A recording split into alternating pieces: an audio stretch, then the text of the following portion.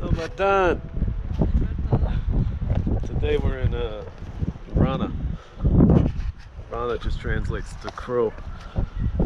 A city built in the 10th century, later owned by the Benedictines, then donated by King Zvonimir to the papacy. So once the papacy took over, it became a city of the Knights Templars. The Knights Templars are those guys you think of like when you think of the Crusades, and like a stereotypical knight with like the white cloak and the red cross on it. Can't stick your head through it anymore though. Someone puts the stones. Yeah, why they move the rocks? Hello! So like the cool thing about this is like a little cheapo documentary history fact, like you put your head through here like when you want entrance into the city, and then right there and then they can decide like, you know, like hey or whatever, like, or like piss off buddy, or they could like chop your head off if they wanted to, you know what I mean?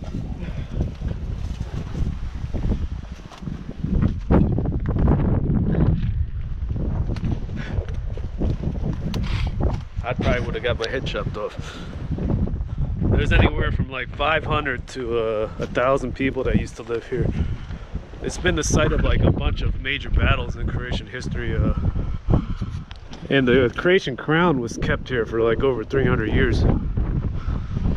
It's a pretty significant site, not only for Croatia, but like just in general for Europe. It's crazy, like the amount of history and just cool places in this country. And this is overlooking Lake Vrana, which was like a major route.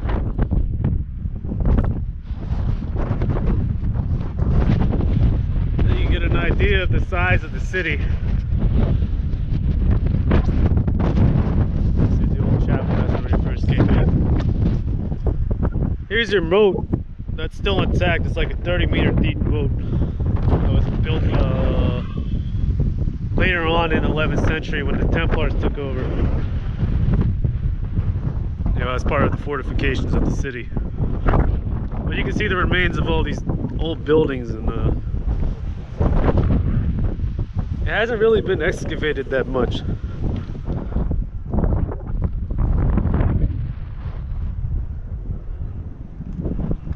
So throughout the Croatian dynasties, they were always beefing over this place because it was a pretty major spot.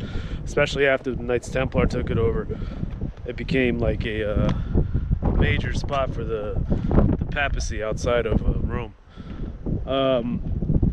It was eventually conquered by the Turks during the 1500s, then later retaken by the Venetians, who at that point destroyed it to prevent further use of the fort. So what you see here is about 20% of what used to be here, and it's actually across the street from like a Turkish Han, which is like a Turkish fort. They actually restored that one, but we're probably not going to go over there because I don't really care about Turkish history. Basically just a bunch of plundering. But here's your main tower. Hello!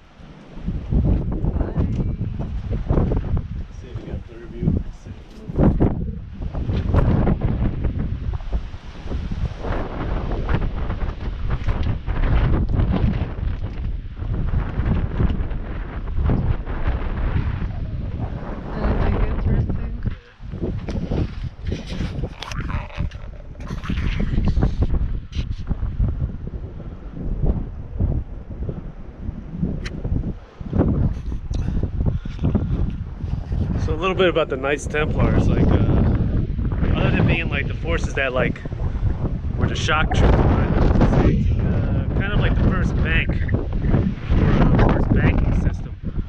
They what they would do is they would you would give all your stuff up before you went off to the Crusades, and they would give you a letter saying what you had. So when you got to the Holy Land,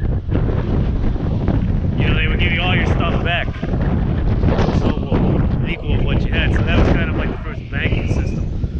You Yeah, the Templar Knights were only about like 10% or so of actual people that were fighting.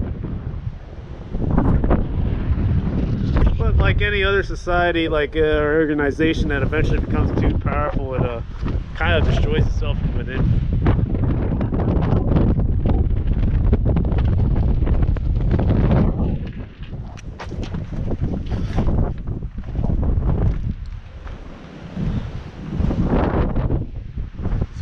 Collapse sideways.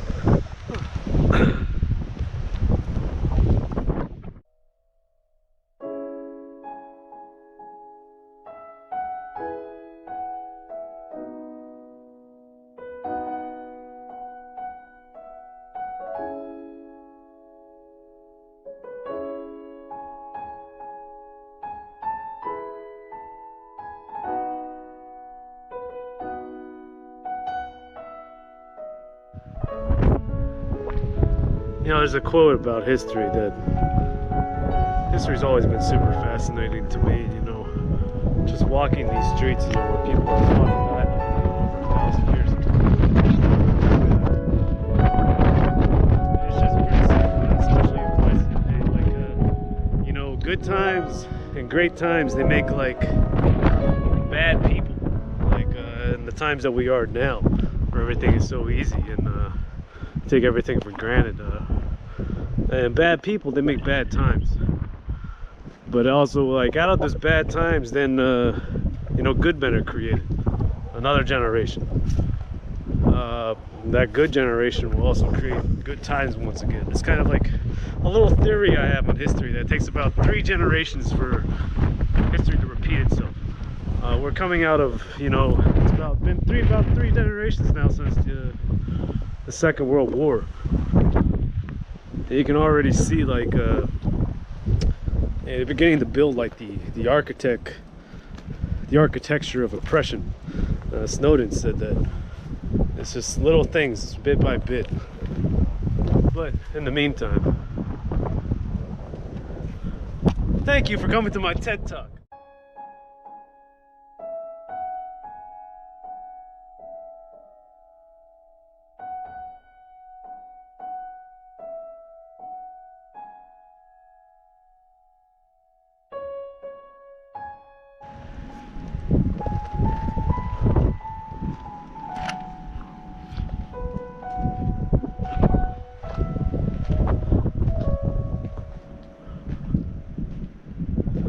It's like the amount of places here, it's like where you just feel like you stepped into like the Lord of the Rings or something.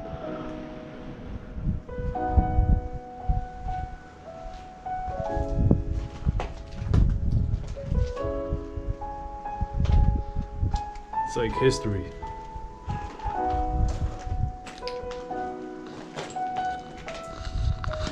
I don't know. Like, who knows, like, how many, like, Knights Templar ceremonies, Hospitallers, Turkish, like, forget the Turks though, but like Phoenician, like, ceremonies happened in just that chapel right there. And it's older than 1,000 years. And you can see, like, this would have been the main road with these, I believe it's limestone that most of these things are made out of. Would have been like leading out here. You could have seen Lake Vrana and like all these people. This is crazy, you know. But hey, now you got like a YouTube video about it, so like and subscribe.